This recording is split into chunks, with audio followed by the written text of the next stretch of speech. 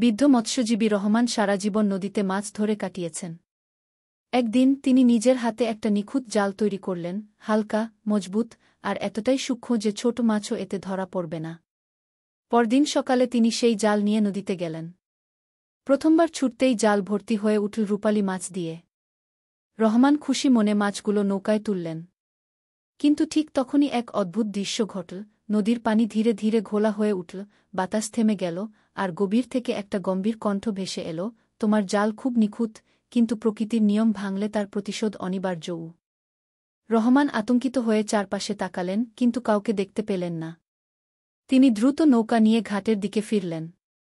পরদিন সকালে রহমান আবার নদীতে গেলেন। কিন্তু আশ্চর্যের ব্যাপার, তার নিখুঁত জাল ফেলেও একটাও মাছ উঠল না।